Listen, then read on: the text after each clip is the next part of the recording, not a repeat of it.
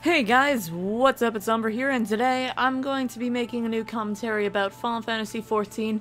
So, 4.1 has been out for a couple of days, and I've been really enjoying it.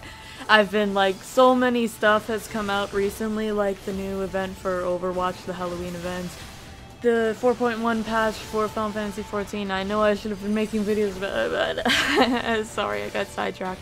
And Iron Banner for Destiny 2, so I've just been crammed with a lot of these things.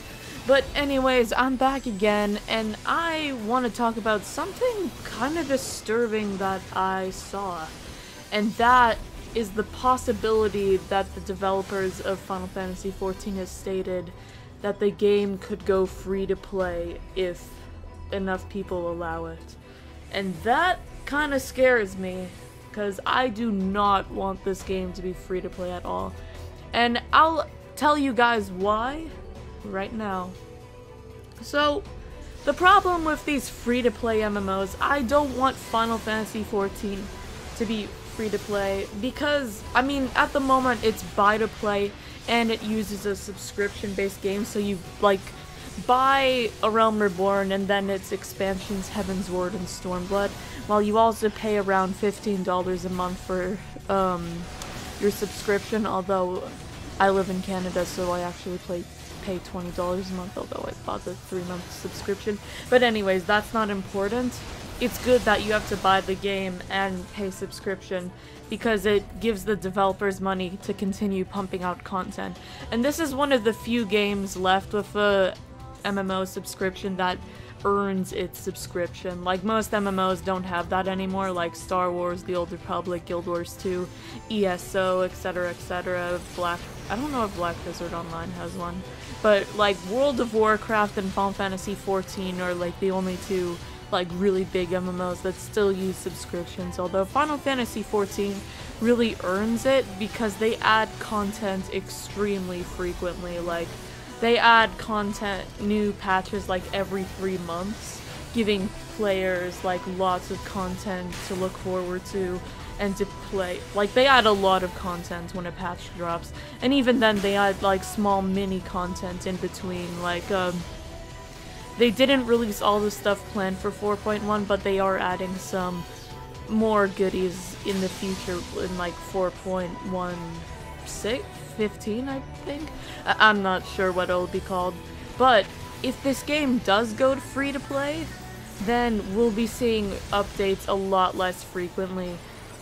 Because how else will the developers have enough funds to create the game? And other than that, that's kind of what would happen. And another thing too, if Final Fantasy XIV were to lose its subscription and go free to play, this game would become pay-to-win garbage. Now, I mean, granted, Final Fantasy XIV has a little bit of pay-to-win aspects with the new jump potions. Like, you can buy, like, story boost jump potions because the story is really long, and you can also buy a jump potion that allows you to level your character up to level 60. Like, you can buy them off the Mog Station for 25 bucks. So that is a little bit pay-to-win in that sort of sense. But what I'm saying is, if this game were to go free to play, it would be even more pay to win. You could buy like gear off the Mog Station, buy like boosts that will become a necessity for raiding. And if it goes pay to win and free to play, then that means that, look at Star Wars The Old Republic for an example, or WildStar 2. As soon as they went free to play, it doesn't help the game at all. In fact, it makes the game a lot shittier than it once was, and popularity starts to dwindle. Like, oh, you can now buy armor that dresses you up as Gaius von Balsir. That means that you don't need to raid anymore, or like,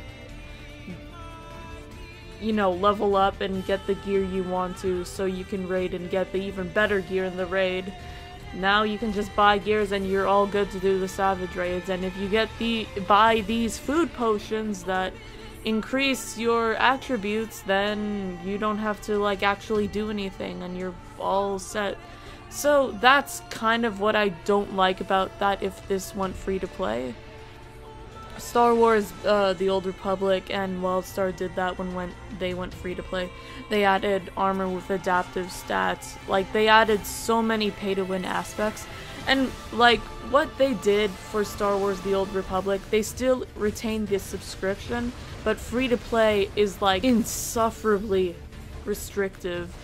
I mean, you think it wouldn't be because the subscription isn't needed and the game is free, but it is incredibly restrictive. You're only allowed 2 characters per server, and you have reduced XP. Everything is just reduced, and I fear that if Final Fantasy XIV were to go free to play, that's something similar that would happen. The game would just worsen in qualities for free to play members. Maybe they would have something like a subscription to increase the experience, but I wouldn't want them to unlock everything behind like a pay-to-win wall. I really don't want to see one of the last good MMOs to get ruined by that. I really love this game, and I just don't want to see it be ruined by greed. Anyways, that's all I have to talk about for today's commentary. I'm trying to make more frequent uploads again. I've been pretty busy lately. I am working on a new machinima, which is about Haurchefant in-game. Anyways, guys, I will talk to you later. Hope you all enjoyed the video. If you liked it, give it a like. If you have anything to say about Final Fantasy XIV's potential free-to-play, pay-to-win future, comment down below.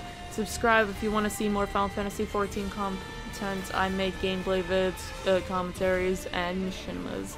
Anyways, guys, I hope you have a wonderful day. You guys are awesome. Umbruhh out.